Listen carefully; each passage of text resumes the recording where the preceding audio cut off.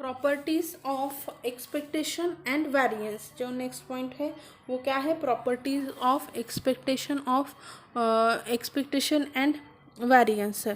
तो यहाँ पे देखो, अगर x and y are two random variable, x and y क्या है, दो रैंडम वेरिएबल हैं, then e of x plus y, ये प्रॉपर्टीज याद रखने क्योंकि फिलिंग द ब्लैंक्स के लिए पूछे जाते हैं, is equal to e of x plus minus e of y। यहाँ पे e of x into y is equal to this, हम a x into e y लिख सकते हैं। e of x k x is equal to k into e of x।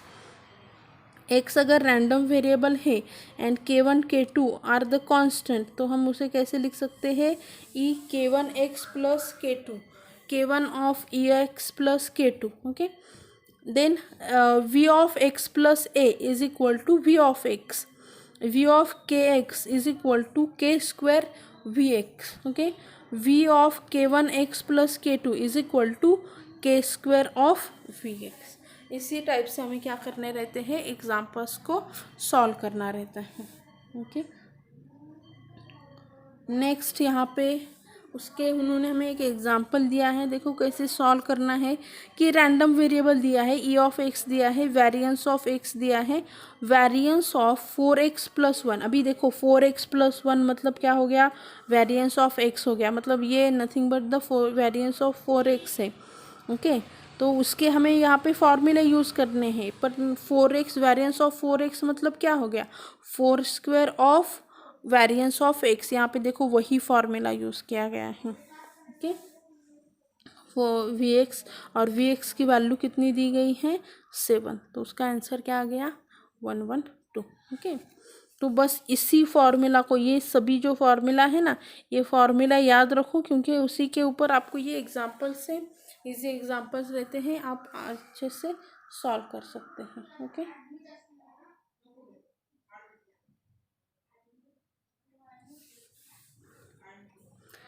e of 2x minus 1, अभी हमें पता है कि e of kx यहाँ पे क्या आता है, k1 e ऑफ x, मतलब क्या हो जाएगा, 2 बाहर जाएगा, e ऑफ x क्या है, 15 है माइनस 4।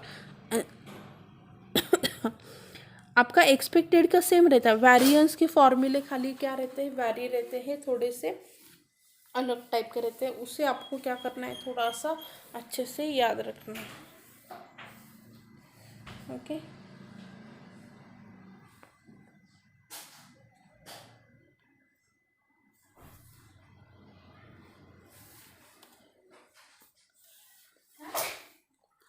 नेक्स्ट हम देखते हैं यहाँ पे, अभी हमने जो देखा है ना, तो वो वेरिएंस किसके लिए है, आपका डिस्क्रीट के लिए देखा। अभी यहाँ पे देखो कंटिन्यूअस के लिए क्या फॉर्मूला आता है, अभी जो डिस्क्रीट के लिए देखा उसमें क्या है कि e of x is equal to क्या आ जाता है, summation of x i p i है।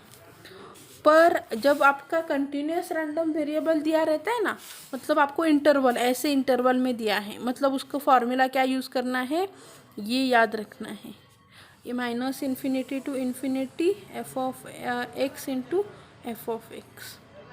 ओके, स्टैंडर्ड डेविएशन क्या है, अंडर रूट ऑफ ये, और वेरिएंस आपका क्या आएगा, इस तरह से आएगा, अभी वो इंटीग्रेशन में हो जाएगा।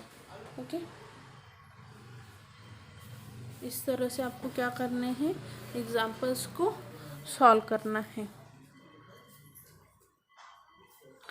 Then x is the continuous random variable with PDF f of x as a, उन्होंने एक एग्जाम्पल दिया है, उससे हम देखते हैं कि f of x is equal to क्या दिया है, यहाँ पे 1/4 अंडर रूट ऑफ x दिया गया है। अभी e of x is equal to क्या है आपका, minus infinity to infinity x f of x। मैं क्या करूँगी यहाँ पे, अभी उन्होंने जो इंटरवल के लिए मुझे कहा गया है,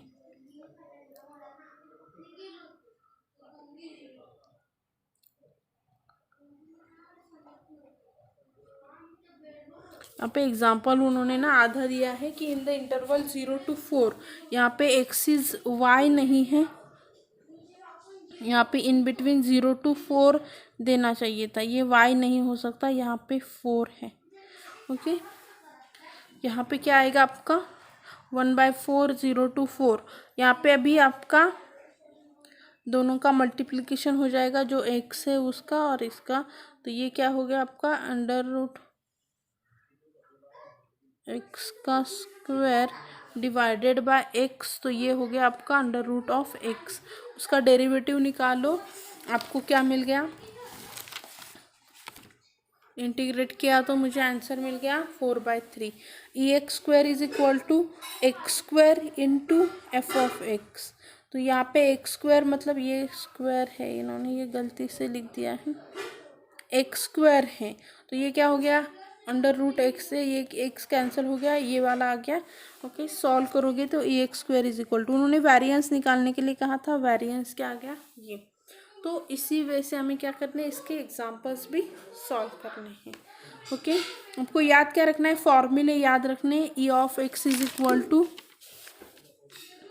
कंटिन्यूस के लिए क्या आ जाता है कि under root of minus infinity to infinity. हमें ये फॉर्मूला 12th में भी था, अगर याद होगा आपको, तो EX² is equal to minus infinity to infinity x² f of x dx। ये कंटिन्यूस रैंडम वेरिएबल के लिए आता है, डिस्क्रीट के लिए ये वाला फॉर्मूला रहता है। ओके,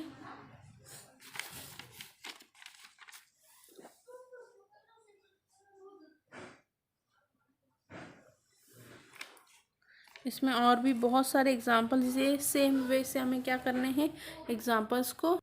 यहाँ पे हमारा ये जो चैप्टर है ये ख़त्म हो जाता है। यहाँ पे अभी देखो यूनिवर्सिटी क्वेश्चंस है, पर अभी हमारा ऑब्जेक्टिव पेपर है, तो इस क्वेश्चन पेपर का कुछ हमें ज़्यादा यूज़ नहीं है। जो ऑब्जेक्टिव है मैं आपको वो मीन्स इसका मैंने असाइनमेंट में आपको देती हूँ, वो असाइनमेंट आपको क्या करना है, अच्छे से कंप्लीट करना है। ओके, या फिर प्रिपेयर करो। ओके, नेक्स्ट चैप्टर जो है वो नेक्स्ट चैप्टर हम क्या करेंगे, नेक्स्ट लेक्चर में देखेंगे। Okay, thank you.